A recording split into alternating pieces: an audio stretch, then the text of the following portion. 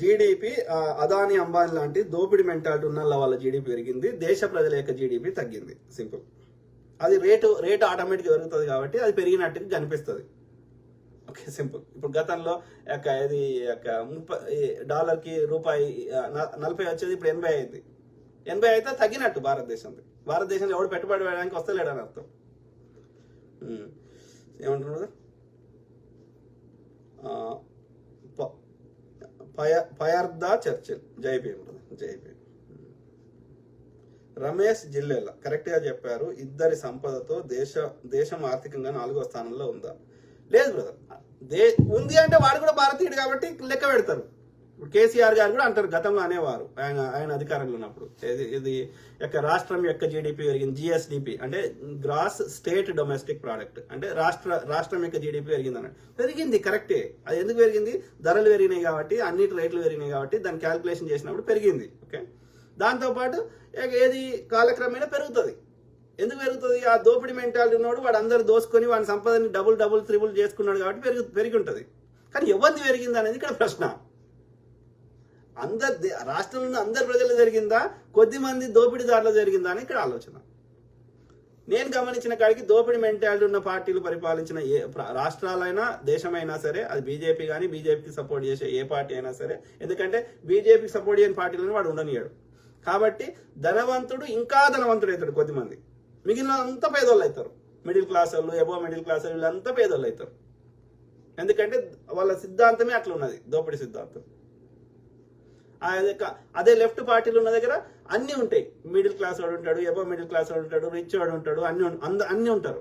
ఈ పేదవాడు middle class వస్తాడు, మిడిల్ క్లాస్ వాడు ఎబో మిడిల్ క్లాస్ అవుతాడు, ఎబో మిడిల్ క్లాస్ వాడు ధనవంతుడు అవుతాడు, ధనవంతుడు ఇంకా ధనవంతుడు అవుతాడు. ఇట్లా ఉంటుంది వ్యవస్థ. కానీ ఈ దోపిడీ మెంటాలిటీ ఉన్న దగ్గర అట్లా ఉండదు. ఒక లేయర్ ఉంటుంది, ఒక 2% 3%. వాళ్ళే ధనవంతులు ఉంటారు. ఇక మిగతా వాళ్ళంతా పేదల్లో ఉంటారు. ఇక రెండే ఉంటాయి. ఎందుకంటే మిగతా ఇన్ని అంచెలు ఉన్నది, మిడిల్ క్లాస్ ఏమో వీళ్ళందరూ దోసుకొని ఆడొక్కడు కూసుకోబడతాడు అన్నట్టు. So that is the indicator. The best indicator ఆ దేశము ఆ రాష్ట్రం బాగుపడ్డదా అంటే పర్ క్యాపిటా ఇన్కమ్, తలసరి ఆదాయం పెరిగిందా అని లెక్క పెట్టండి. జీడిపి కాదు లెక్క పెట్టాల్సింది. ఓకే, జీడిపితో పాటు పర్ క్యాపిటా, అప్పుడు కరెక్ట్ లెక్క వస్తుంది. ఇప్పుడు అమెరికా ఉంది, ఇప్పుడు అమెరికా భూభాగము ఇప్పుడు ఏది జనాభా. ఓకే, మన దేశం కంటే 4 రెట్లు పెద్దగా ఉంది, జనాభా మన దేశం కంటే 4 రెట్లు తక్కువ ఉన్నది. అప్పుడు ఏమైతుంది? ఆ యొక్క ఏమంటారు ఏరియాని బై డివైడ్ చేస్తే ఈ జనాభా తోటి, అంటే ఒక మనిషికి ఇన్ని ఒక 10 ఎకరాలు అనుకుందాం. 10 ఎకరాల భూమి ఉంది మన దగ్గర.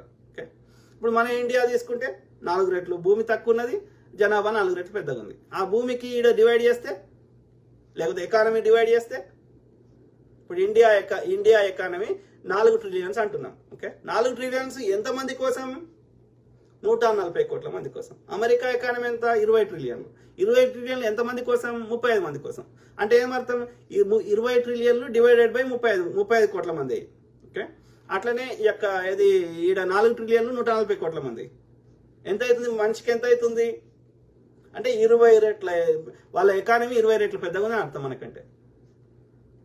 అర్థమైందా? సో అట్లా లెక్కలేయాలి. మన 20 ట్రిలియన్ ఉంది, మన 4 ట్రిలియన్ ఉంది, లెక్కేస్తే వర్కౌట్ కాదు. ఉంది కరెక్టే, మన 4 ట్రిలియన్ ఎంతమందికి ఉన్నది?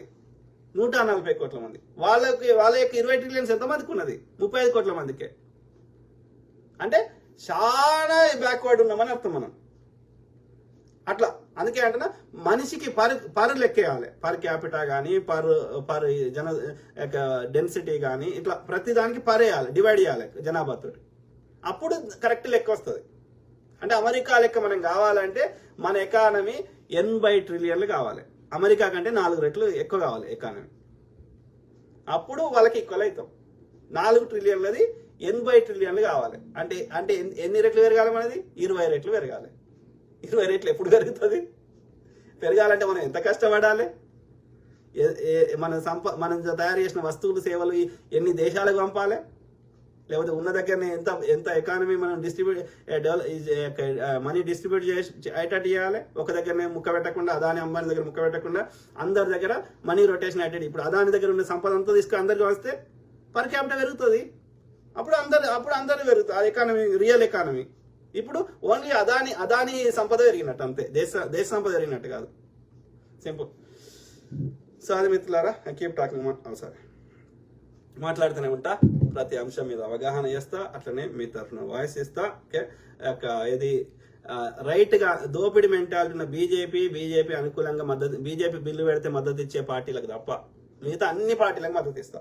ఆయా రాష్ట్రాల్లో ఏ పార్టీ అధికారంలోకి వచ్చే అవకాశం ఉంటుందో ఆ పార్టీలు అన్నిటికీ మద్దతు ఇస్తా. బీజేపీకి మద్దతు ఇయ్యని పార్టీలు అన్నిటికీ, అది డిఎంకే కావచ్చు, తృణమూల్ కాంగ్రెస్ కావచ్చు, ఇంకేదైనా పార్టీ కావచ్చు, ఓకే, కమ్యూనిస్ట్ పార్టీలు కావచ్చు. Let's make it simple.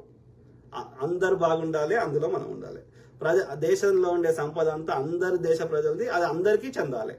వాళ్ళ సమస్యలకి శాశ్వత పరిష్కారాలు చూపెట్టే ప్రతి పార్టీకి మద్దతు ఇస్తాం. వాడి ఇల్లు ఒక్కటి మంచిగా ఉండాలి, సుఖంగా ఉండాలని కోరుకునే పార్టీకి మద్దతు ఇవ్వాలి. సింపుల్.